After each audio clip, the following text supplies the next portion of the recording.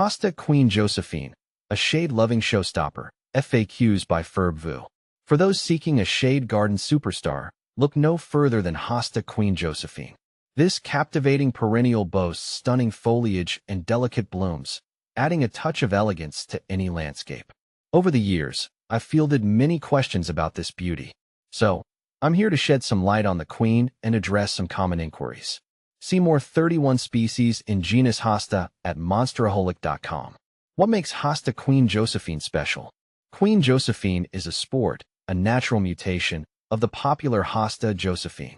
It stands out with its lustrous leaves. The foliage emerges a deep, glossy green in spring, framed by a vibrant yellow margin.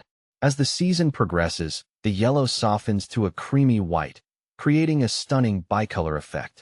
Vigorous growth. This is a fast-growing hosta, forming a dense, clumping structure that reaches a mature size of 17 inches tall and 42 inches wide. Sun tolerance. Unlike many hostas, Queen Josephine can handle a bit more sun, particularly in cooler climates. In warmer regions, partial shade is ideal.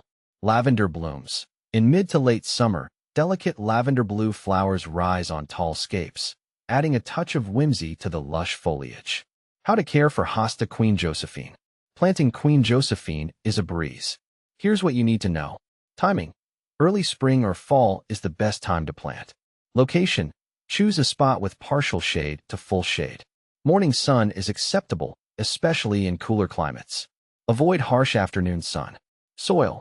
Rich, moist, well-drained soil is key. Amend your soil with compost or organic matter if necessary. Spacing. Plant individual hostas 24 to 36 inches apart to allow for mature growth. Watering.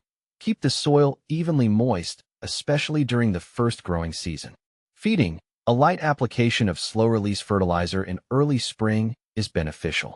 Mulching. Apply a 2 to 3 inch layer of mulch around the base of the plant to retain moisture and suppress weeds. How much sun can Queen Josephine tolerate? Compared to other hostas, Queen Josephine has a higher tolerance for sun. In cooler climates, it can handle a few hours of morning sun. However, in warmer regions, prioritize partial shade with protection from the afternoon sun. Does Queen Josephine attract deer? Fortunately, deer tend to find hostas unappealing. The foliage contains saponins, which deer find distasteful.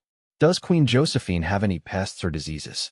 The biggest threats to Queen Josephine are slugs and snails, which can munch on the leaves. Regularly monitor your plants and use organic control methods like hand-picking or beer traps. Can Queen Josephine be divided? Absolutely.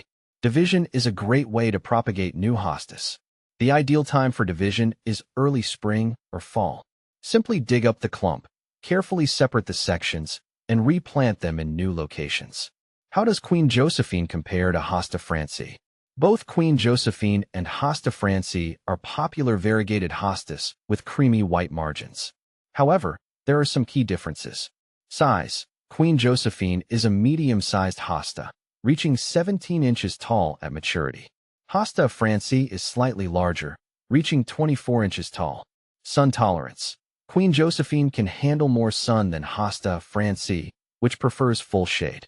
Leaf shape. Queen Josephine has ovate to heart-shaped leaves, while Hosta francii has slightly elongated, lance-shaped leaves. The final word. Hosta Queen Josephine is a low-maintenance, shade-loving gem that adds a touch of sophistication to any garden.